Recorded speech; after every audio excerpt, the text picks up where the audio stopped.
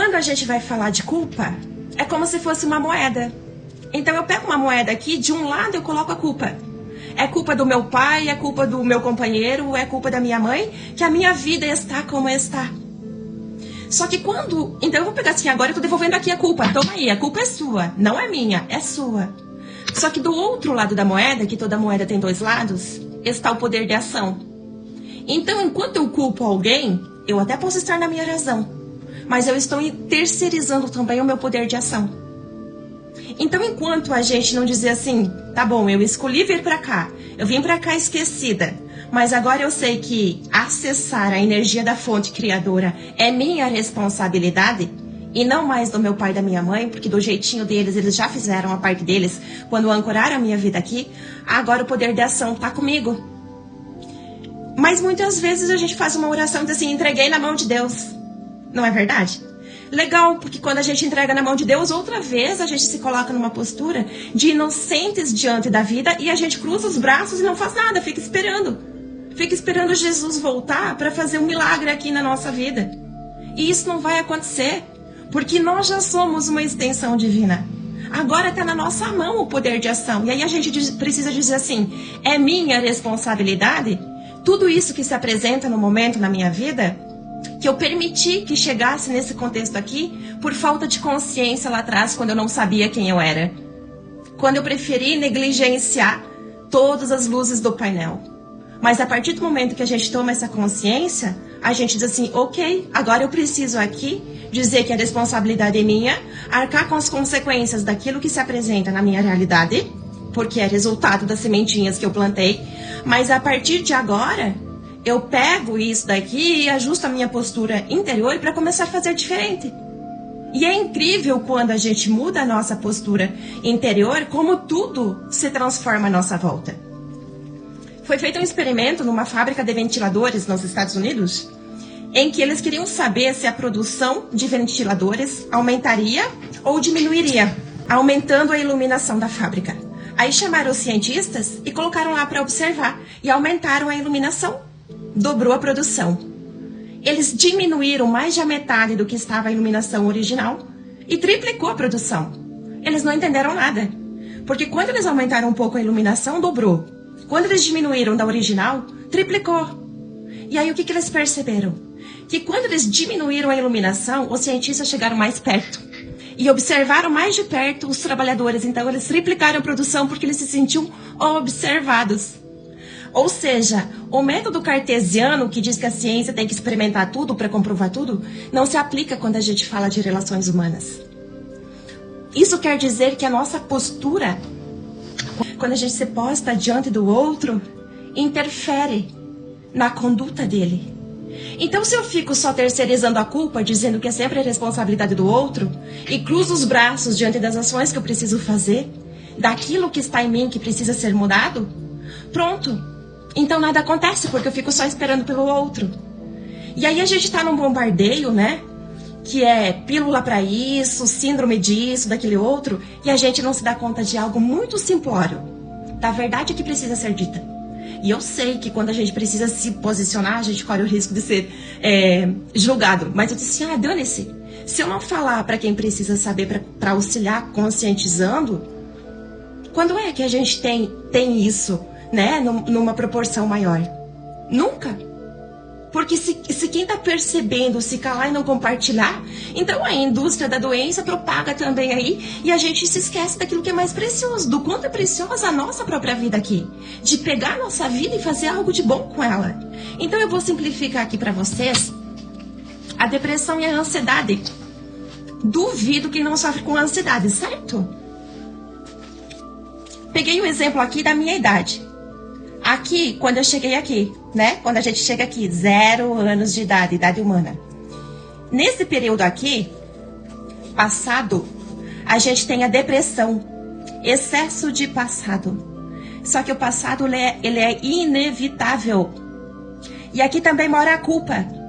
Quando a gente se culpa por ter tomado aquela decisão, eu me culpo por ter aceitado, eu me culpo por ter feito, eu me culpo por não ter feito também. Mas o passado é inevitável.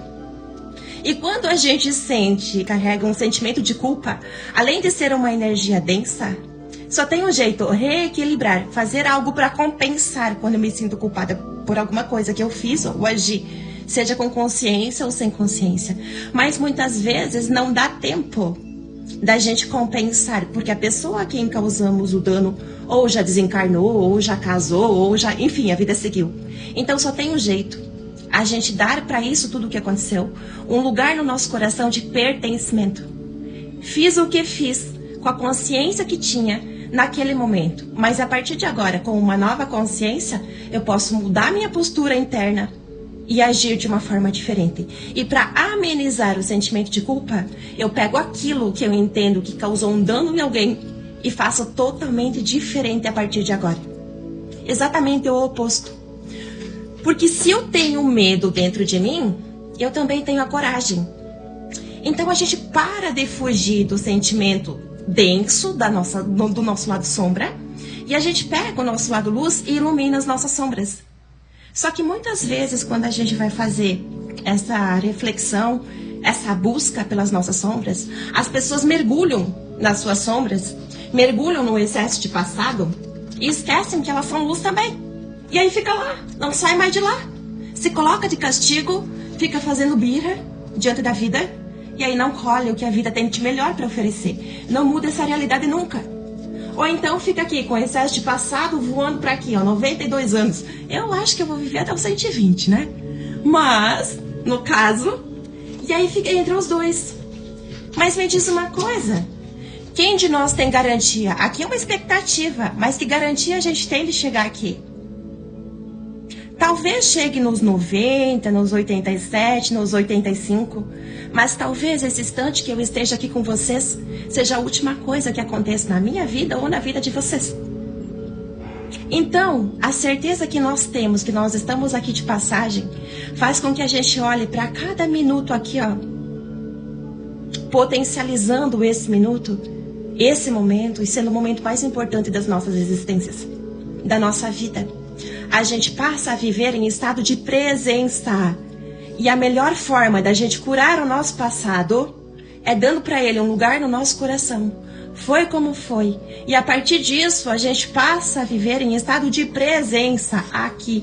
Porque é tudo que nós temos, o presente. E isso é uma consciência.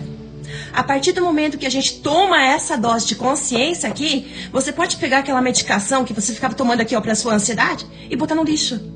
Porque nada mais faz aquela medicação do que botar um paninho na frente da luz do painel do seu carro aí.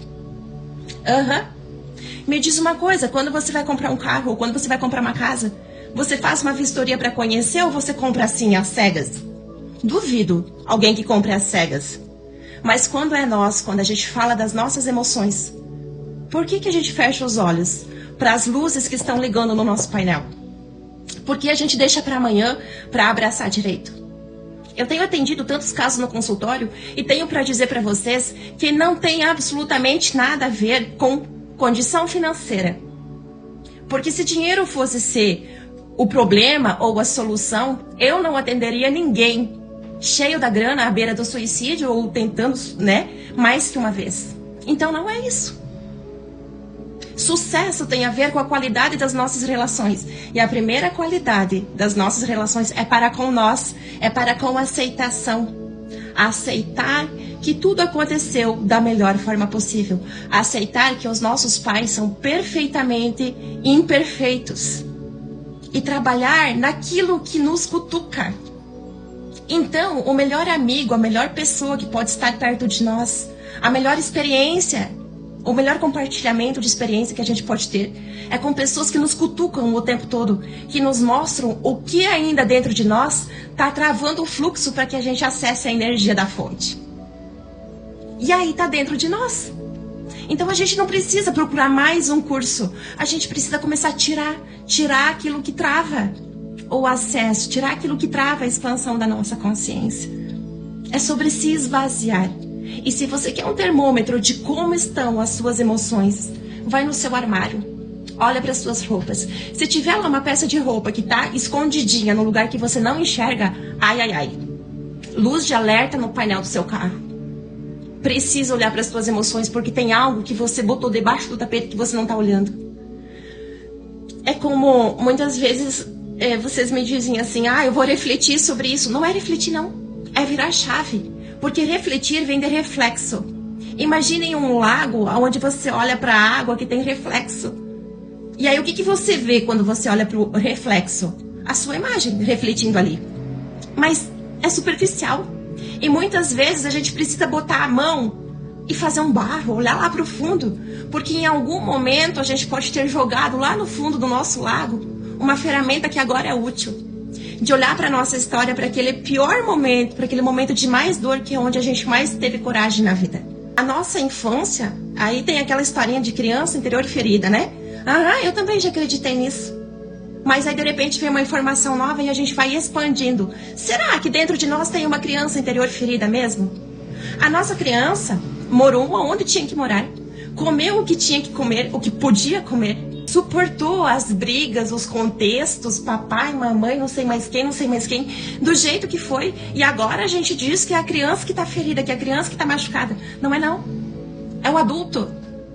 Somos nós adultos que precisamos ir lá naquela história e aprender com essa criança sobre coragem. Sobre pegar a responsabilidade para si. Poder de ação. Está na nossa mão agora. Só que daí a partir do momento que a gente pega a responsabilidade para nós, diz assim, e se der errado, agora é responsabilidade minha também. Então, muitas vezes, a pessoa envelhece, mas ela não desperta. Porque ela prefere continuar procurando um culpado, né? Para se manter inocente diante da vida. E aí, se a gente for pegar a escala Hawkins, que é o ranking das emoções, cada emoção tem uma frequência. Em hertz, né? E quando a gente vai olhar lá esses sentimentos de sombra, a frequência é baixa. Se a gente está guardando dentro de nós mágoa, raiva, ódio, enfim, julgamento, imagina como é que a gente vai acessar uma frequência de amor. E nós viemos para cá como fontes de amor, como uma extensão de Deus. Então a gente simplesmente solta tudo aquilo que já não serve mais. Dá um lugar para aquelas pessoas que a gente acha que nos machucaram. Porque não foram elas que nos machucaram, fomos nós que nos machucamos. E culpamos elas, e na verdade elas estavam a serviço da nossa vida, nos mostrando aquilo que nós precisávamos enxergar, aquilo que estava oculto, nosso ponto cego, e que a gente sozinhas ou sozinhos a gente não queria enxergar. E aí é sobre isso, sabe? E aí a gente fica tentando procurar uma pílula e um pouco mais. Só que quando a luz do painel acende e a gente continua teimando, igual adulto birrento, sabe o que acontece? Sobrecarga. E quando a gente quer pegar a dor da mamãe, porque mamãe e papai também têm dor, eles são imperfeitos. Quer dizer, aquele homem tem dores, aquele pai é divino, aquela mulher tem dores, aquela mãe é divina. É procurar nele a parte que é nosso pai e procurar naquela mulher a parte que é nossa mãe. E se eles vieram antes, o que veio antes tem precedência, então ele é maior. Quando a gente vai lá por amor cego, querer pegar uma dor do papai e da mamãe para nós, é uma dor muito grande para alguém muito pequeno que veio depois. Não cabe na gente. É como se eu quiser pegar isso daqui e fazer caber aqui dentro um copo de água. Não cabe. E aí o que vai acontecer com essa teimosa, com essa birrenta que tá aqui querendo salvar a mamãe, salvar o papai? Vai ficar sobrecarregada. Vai ficar pesado. Vai adoecer, vai travar na vida, vai repetir ciclos, vai repetir padrões e vai dizer que a fonte criadora foi injusta, que não nos deixou ser prósperos, que não nos deixou ser felizes aqui.